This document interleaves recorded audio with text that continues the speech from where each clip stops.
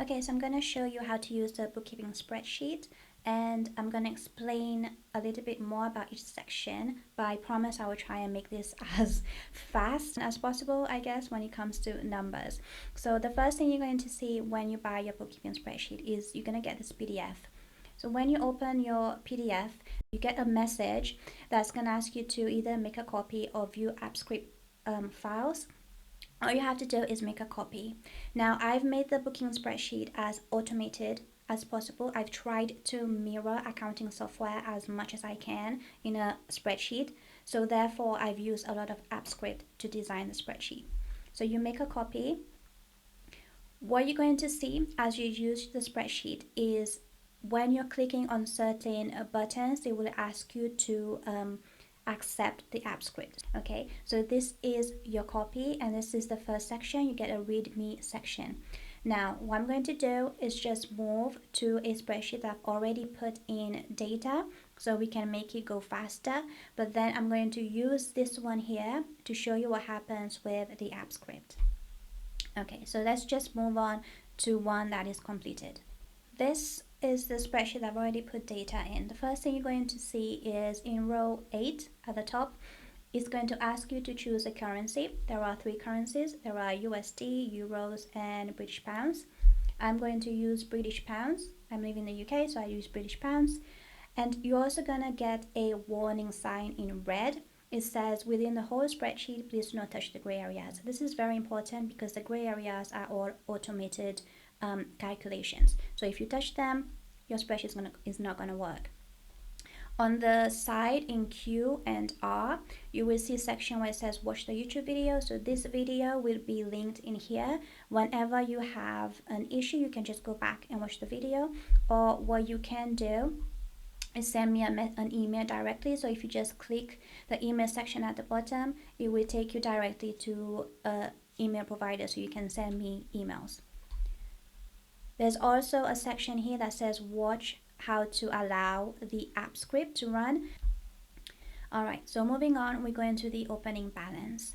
When you first open your business, you either have a personal account, so I suggest you do not use your own personal account. For example, I use HSBC. I can have a personal account and add another account that I use as a business account, or you get a business account. Either way, it's up to you as long as you don't mix your personal spending with your business spending. So in the opening balance, that will be the amount that you have in that account. So start with £5,000. Everything else is gray because everything else is automated, so do not touch these areas. Only touch the areas that is not gray. So I started with January until August. We're currently in August, so I stopped at August. You have your section column F. This section you're going to put manually. What this is for. So section D has a closing balance. So how much is left at the end of that month. This is calculated automatically. As you add data into your spreadsheet, it's going to be automated throughout the whole thing. I will show you how your calculation just starts getting more and more automated and you do not have to input data or do calculation yourself. But it's very important for column F, and this is good practice as well, for you to actually check your bank account in the end of the month to make sure that it matches those information. If it doesn't match, something is off. Okay, so you need to go and check your bank account again, check your costing, check everything and see why money is not matching. In column G, if the amount matches, if column F and column D, that is the closing balance that's supposed to be there, matches the closing balance that you have manually calculated or manually checked from your bank account. If it matches, then in column G we say balance matches. If it doesn't match, for example, column D, and you've calculated something else, then you will get a warning message that says balance doesn't match, and please check. This is very, very important. If balance doesn't match, you need to check why it doesn't match. Next part is your product making cost. So the product making cost is very important because as small businesses, we tend to avoid these two things. We tend to avoid the labor cost and we tend to avoid the overhead cost. So I've gone ahead and add in all 3 columns, which is your material cost, your labor cost, and your overhead cost. How to use and read this section. So I've added, for example, today, as I film this video, is the 28th of August, I've added a new product. So today we've actually made mascara 2.0, and the number of products we've made today is 90. The time spent making this product is 5 hours. The time spent packaging this product is 1 hour. I didn't put break here because I know exactly how many hours it takes me to make the mascara and how many hours it takes me to package the mascara. So my total hours will be automatically calculated here, and it shows 6 hours. Now at the top you will see that I've added the break time. So how does this work, or how do you use this section? You start making your products at 9 o'clock, you stop working at 5 o'clock. So you just put in the whole day, the whole hours for the day. You put in 8 hours, and then you know that it takes you 1 hour to package your product. You put 1 hour. You also know that you take breaks. So from 12 till 1, you take your lunch break. So you put 1 hour, and then column G will automatically calculate your 8 hours. So it minus that 1 hour break for you. But if you know exactly how many hours you work, you only have to put in your time spent making the product and then time spent packaging the product. Next is material cost. I know how much it cost me to make one product, so I've already done the calculations. Now if you do not know, or I didn't know how much it will cost me to make one product, I will get my product making cost calculator. Okay, so this is the product making cost calculator. You can read a little bit more about it, but this will help you calculate exactly how much your product cost. Okay, so it's everything that you need in that product making cost calculator. And then you have your labor cost and your overhead cost calculator. This is found directly in the spreadsheet. It's literally down here at the bottom, or you can click the link here and it will take you there.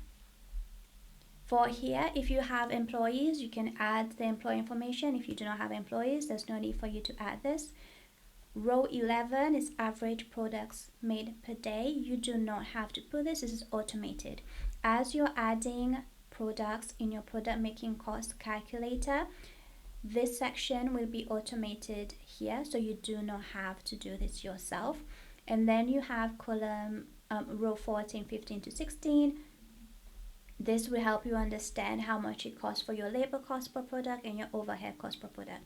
So this information that you get here, you can input it into your product making cost here. Now for these ones, I've gone ahead and put my own. Let's say mine is different. I've already calculated. I know my cost. I put it here. But if you do not know, then use the information that you get here, because this will be more accurate. And then it will give you a more accurate cost for your final cost. Now I'm going to show you what happens when you do not include your labor cost and your overhead cost, because a lot of small businesses tend to do this. So let's say you don't put the labor cost and you do not put the overhead cost. Your final cost changes. Your final cost seems cheaper now, but that's not the actual cost. And this is, I'm going to put this back. So from £7, if you didn't add the extra information, yeah, so it went from £7 to £7.10. And this is very important, because you might think, well, that's not much of a difference. When you start making more and more product, your cost is going to be higher. So you need to know exactly what your cost is. So it's a very good habit from the very beginning, okay? And then you have desired profit per margin. For retail, I always go between 30 and 50%, but you can check within your industry with your competitors by doing market research. What's the retail price? So here I chose 40%. And this will tell me a profitable price. So the calculator now knows my cost. The calculator now knows my profit margin for retail, so therefore the calculator will give me a profitable price. What this helps you understand is, number one, what potential profit per product you're going to get. So you already know at that profitable price that the calculator is giving you, it's going to give you a profitable a profit amount. Now you might say, in column P, I highly recommend that you do this. This is very, very important, and you need to input this data as well. So you can keep column N information. You can say, okay, I'm just gonna stick with £10.30 and put it here. Or you can say, because you've done your market research, you've seen what your competitors are doing, you put in £15. Okay, so you're not gonna do £10.30, you're gonna do £15, and you already know if you're putting £15, you're going to be making profit, because the calculator have already told you that when you price it at £10.30, you will be making a profit of £3.20. So therefore, obviously at £15 you are going to be making a profit, and then column Q tells you exactly how much profit you're going to make over the price that you've decided, which here, instead of £3.20 that column O is telling you, you're going to be making £7.90, okay, from that £15 that you've decided. And then you do the same for the desired markup for wholesale price. For wholesale, I go between 10 and 30%. You need to remember that when someone is buying from bulk from you and they want to sell, they also want to make profit. So you shouldn't be putting exorbitant amount of price on your product, because you won't sell at wholesale. Okay, so that's why I always go between 10 and 30%.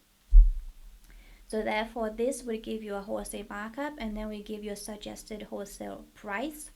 So for example, from the top, you have a suggested wholesale price of £8.52, which you can go like, you know what, £8.52 is good enough for me, so I'm gonna keep that. So you can write £8.52 if you want, or you can say, you know what, I want to go a little bit higher, so you can go to £10. Okay, so this will give you a better idea of how to price for retail and how to price for wholesale. Next, we go to the material purchase orders. These are also important because we tend to avoid things like labels because they're so small, so you really don't calculate labels. Or if you bought papers for you to print at home, you're not calculating that either, but these are all very important, so you need to put everything here. So this is the raw materials, everything that you need to actually make your final product. All right, so for me, I used to design cosmetics, so I've put information that's related to cosmetics. So how do you read this information? Okay, let's go through it together. I bought shea butter. I bought 1,000 grams of shea butter on the 2nd of January on Amazon, and I bought 2 quantities of the 1,000 grams, so altogether I bought 2,000 grams. I also had additional shipping, so the shipping was £2.50, so therefore my total cost is £21.50.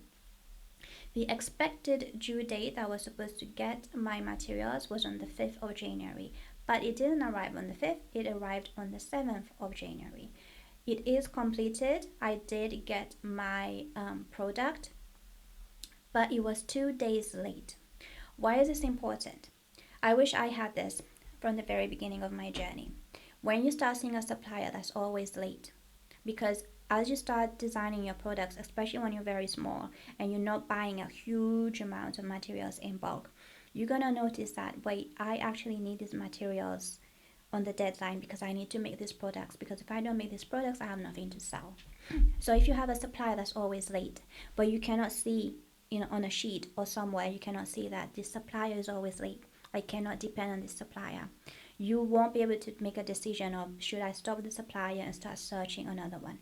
So this is why it's very important. I had so many suppliers that I wish I stopped with from the very beginning because they were a waste of time, they were stressful, and they were giving me a headache, and also a waste of money. So this is why I've put this here. This is based off the experience that I've had, and also the experience that my fellow ecopreneurs had, because we were all doing the same thing. We were not paying attention. This is one good way to pay attention. There is a section here, column M. This if you're registered for example, VAT. I'm in the UK, it's VAT. If you're somewhere in Australia, it's GST. Every country is different. If you're registered, you need to put, like for example, the added tax onto those products, because you can actually get refunded those depending on how your tax return looks like at the end of the year, at the end of the tax year. And this section here from O to S is all automated. And I also added the number of occurrences for the supplier because it is really good to know which supplier you're buying from often.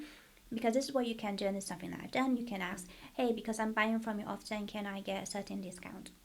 So you can have a better relationship with the supplier. If there are suppliers that you're not buying often, then you have to start making notes why. But if you're not seeing this, if you don't have the numbers, you don't have the data, you don't have the information, it's very hard for you to make a final decision. So next we're gonna go to sales data. So sales data, like I said, as we go along, things starts getting more and more automated. So with your sales data in column D, you do not have to write the actual product name. Why is this important? Because I did it this way because to avoid human errors. Instead of writing lipstick, you're writing it a different way. But it's not only the product areas, it's specifically for product price. Let's say for lipstick, so lipstick, you see the drop down, there's all the products. These are products that are added from your product making cost section. So you do have to constantly add the products that you are making in this section because it's gonna go straight into your sales data, which makes your life so much easier in the future. Okay, so your product price, when you choose a certain product, so for example, let's look at here at the bottom, okay, column 32. If I'm choosing mascara, then you see the price changes because it's not lipstick, it's mascara. So if I go back to lipstick, then the price changes back to 15. So this is automated. And then you have column F. In column F, you have to write in the quantity sold. This is the same for any retail store. So I've actually tried and mirrored not only accounting software, but how you will act in a shop. You have to put in the quantity sold in the shop as well so that you can calculate your final sale, your total sale, and how much you've made at the end of the day. So this will be this section here. So for here I've put 200, okay, Jessie wanted to buy 200 lipsticks. And then you have product cost.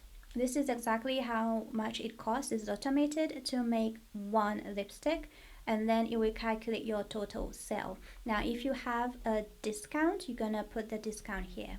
The discount price here means the amount that you've taken off the price. So here, instead of 15, you've taken off 4, so you've paid £11 per product. And the currency in I, you don't have to write the currency. This is automated. Just make sure that in the readme section, you've already chosen your currency. So here I've chosen British pounds, and therefore British pounds will appear automatically as we go on throughout the spreadsheet. So as you can see here, for example, it's £15. It's £15 because the currency is in pounds that I've chosen. And then you have your sales tax. This will be 0 if you're not registered, for example, for VAT, so don't worry about it. But if you are, you have to put it in.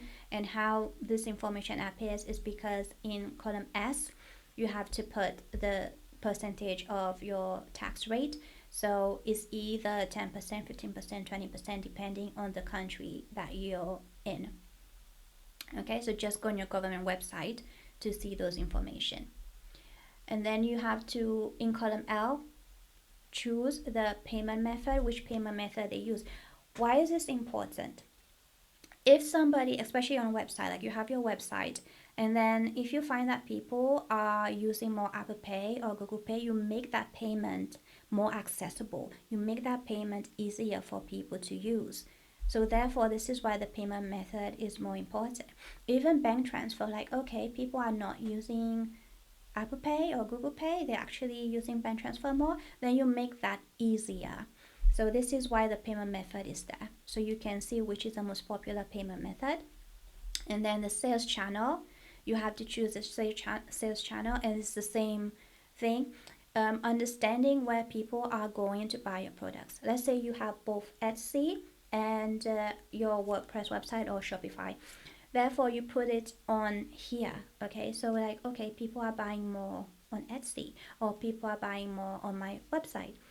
You put more money, for example, in marketing, or more effort for marketing in the sales channel that's doing the best. This is why this is here.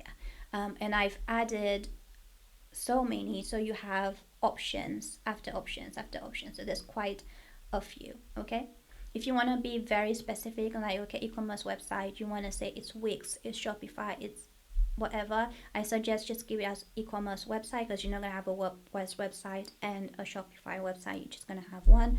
So just keep this as it is. But if you want to be more specific, you can do so. You can do that by clicking on this, click on the little pencil that says edit button at the bottom, and then you can add whatever you want to add here, but there's quite a lot on there already, so it's up to you.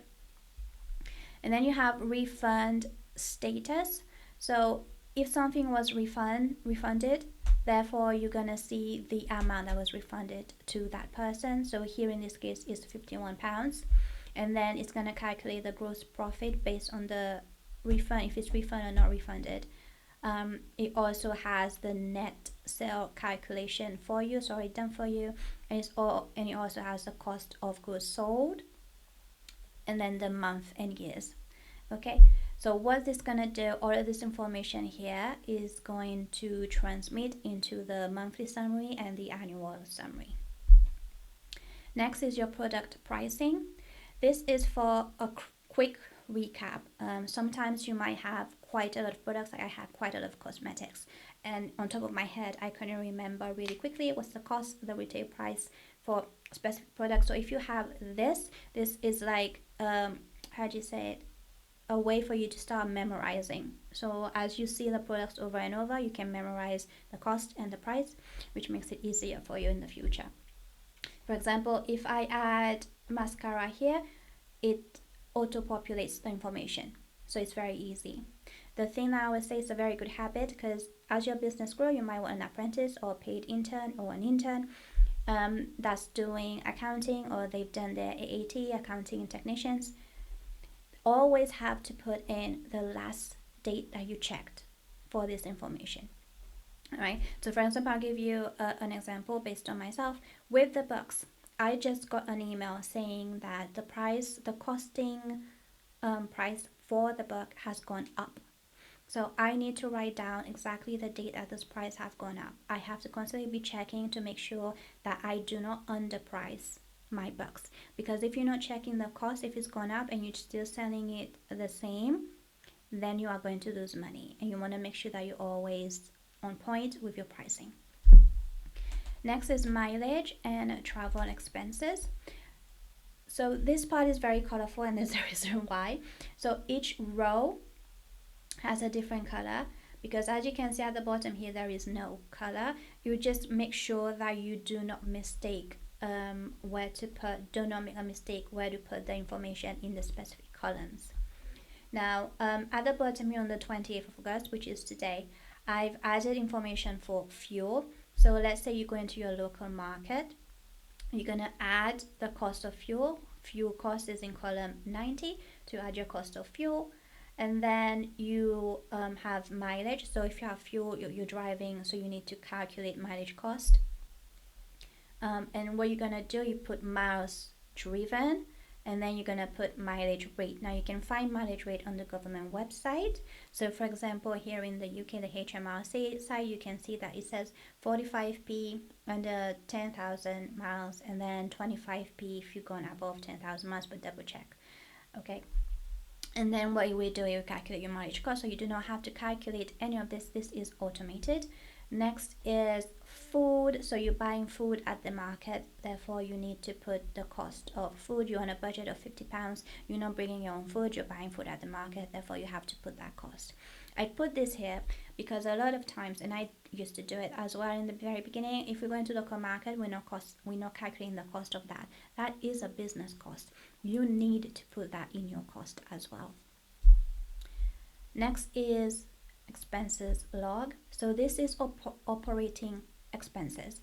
It indirectly affects your business. It doesn't directly affect the product cost, but indirectly affect your business. For example, renting is one of them. You have to rent a space. Like I had to rent a space for my lab for me to make my products. So this indirectly affects my cost. So you have to put all of this here. There's loads of categories that you can choose from. I've written absolutely everything under the sun when it comes to small business, but if there's something extra that is not on here, again, you can go on the little button at the bottom. It says edit button, click on it, and then what you're gonna do, just go all the way to the bottom. You can add another item here, just add another item and then click done, and that's it. Okay, so this section is very important. I will make these two sections here gray just because these are automated and you do not need to touch them.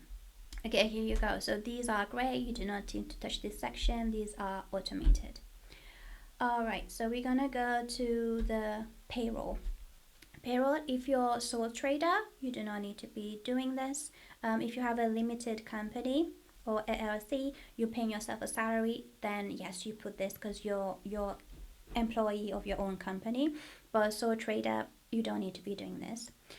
Or you have an employee, you have an apprentice, so you can put the information here. How this works, you have a start date, you have an end date. Once you put an end date, this means at a specific date they stopped working for you, so the money is not coming out. The reason why I've added this here, because the only information you need to add is this one, and everything else is automated, and then you go straight to payroll monthly. So payroll monthly will give you all the information that you need. So for instance, Mary Jane, she started 26th of August and then she stopped 30th of August. So what you're gonna do, if you put 2026, you see everybody else, Janet, Jackie, Jeffrey, their salary continues throughout the month, but Mary Jane doesn't because Mary Jane stopped. Okay, that's why. So it's very important for you to write in the end date so that that information transmits into this one here, the payroll expense monthly. And then in column Q, what's going to give you is the monthly total. So how much it's costing you monthly, because it is you that's paying your employees. And then you're going to have S and T here, and that's going to show you from when you started paying. So you actually started paying employees from August 2025 August, and then if you don't have an end date, those salaries continues throughout the whole year. Okay, so next is your actual amount paid. Now you're gonna get a letter from the government that's gonna say, hey, you need to pay this amount for tax. Once you've paid it, you put it in here. It's very important. And then column H is gonna automate it to let you know which month you actually paid. So for the month, you just double click and then you just write in, you just choose a date. It's very simple. I've put a lot of different taxes here, so all you have to do is just choose one of the taxes. I've put other, but if you want to write something specific, again, just click the little pencil at the bottom and then you add your own tax.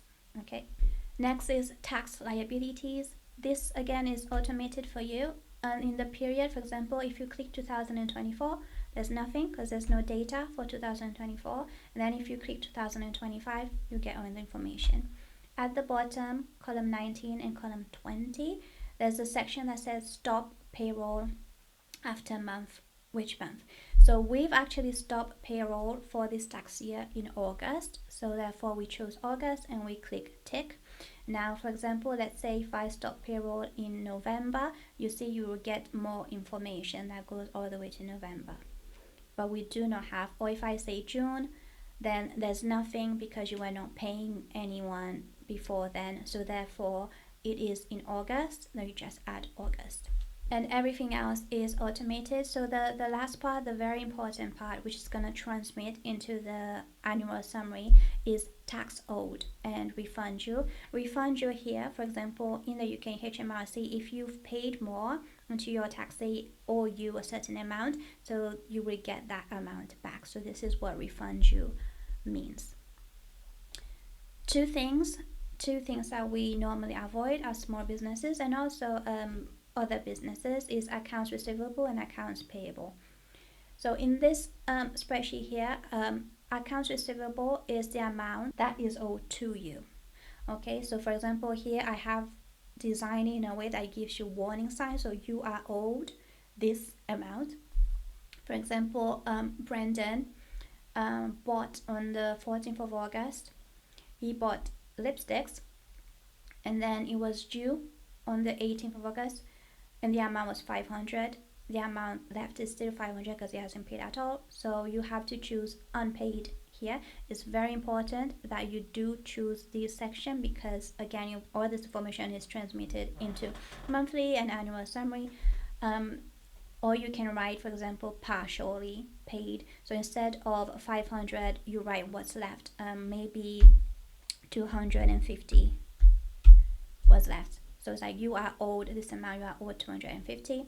But if you didn't pay anything at all, still 500, you click unpaid. And then in the notes section here, you do write, bought lipsticks, haven't paid full amount. And then you have accounts payable. This is very important as well. This is money that you owe, and this will normally be to a supplier. So for example, Jane Cosmetics, the date issued was on 7th of August, and then the due date is on the 14th of August, and the amount was 500. The amount left is 500 because you haven't paid that amount. So you need to make sure that you keep a good relationship with your supplier, and by having this information there, because sometimes it is very easy to forget, especially as small businesses, because we have a lot going on. To avoid this confusion, just make sure that it's always you always have this information, and make sure that you always pay your supplier. So we're gonna move to the monthly summary, and what I've done is at the top here in row 4, you can choose the month. So instead of seeing all the months at once, I've done it in a way that you can choose a specific month that you want. Now there's two things that you can do here. So for example, I'm gonna remove this part here and hide our data. So you see at the top, I'll do it again. If I show data, it says running script or finished script. That running script is the script that you need to accept. Okay, so we're gonna hide our data. We do not need to see all of this. So the only thing that you want in August 2025, you want to see the most common payment method. So what I've done, I've added a search button at the bottom. Okay, so you want the most common payment method, and then in this section here, we will show you the debit card is the most common payment method in August. And this is an easier way to do it. Or if you go to show our data, you have all the information here and you can go through it. Okay, so you can go through it month by month. So if we do March, for instance, you see for product making costs, it says no data, no data, no data. And the main reason for that was, if we go into the product making cost section, product making cost, where is it? Oh, here you go. There is no March.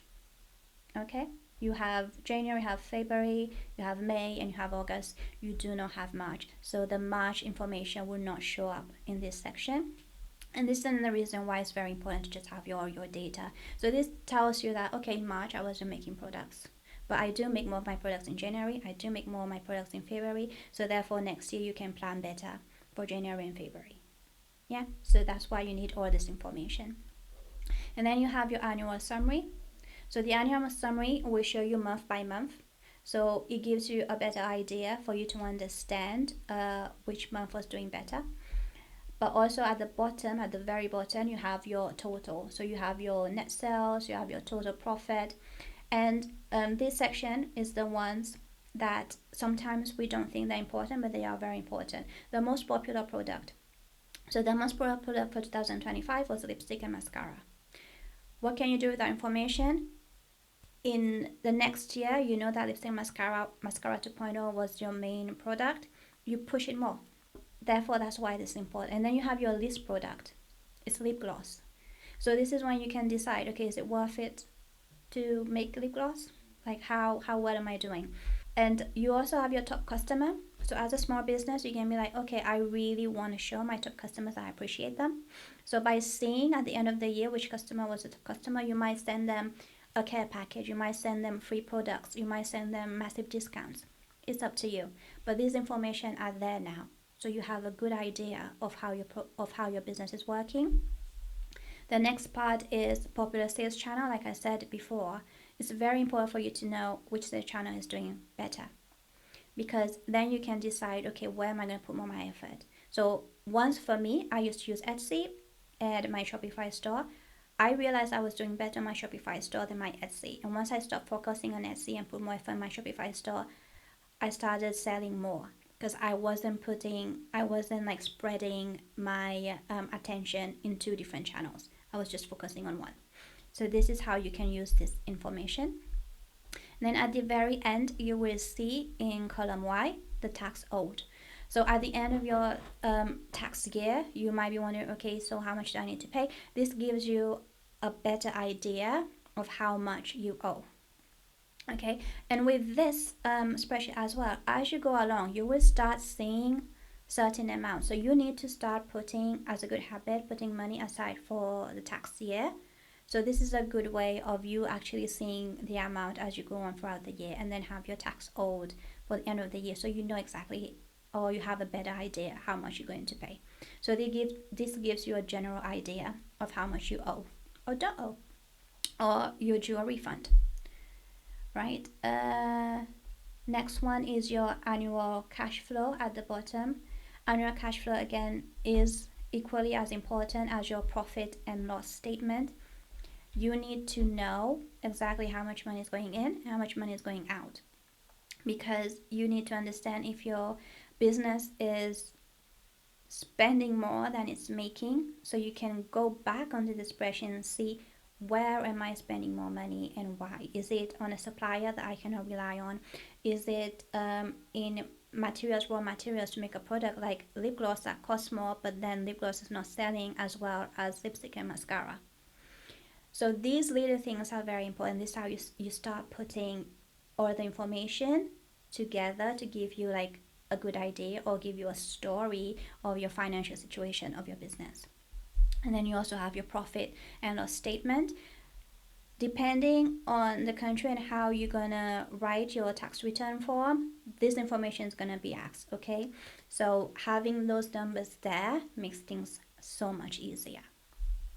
The next thing is a forecast section. So this forecast section, for example, here is, what can your business look like in the next 3 years if you're still doing things the same as what your annual summary shows. So the forecast is based off your annual summary. So having a better idea, for example, if you're getting an investor, you're getting a loan, you're getting a business partner, you can like, hey, in 2 more years, this is what we can potentially make.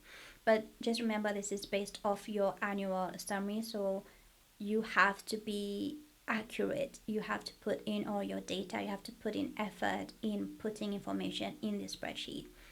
And that will make your life so much easier, especially if you're getting like an apprentice or an intern or someone who's doing AAT, accountant technicians. When they see this, it makes their life easier as well. It's like, okay, this person is organized, this person has all the information. This will make the finance of the business so much easier. This was it. I will stop talking now. I know it was a lot, but if you have any questions, please don't hesitate to ask me, and I will talk to you soon.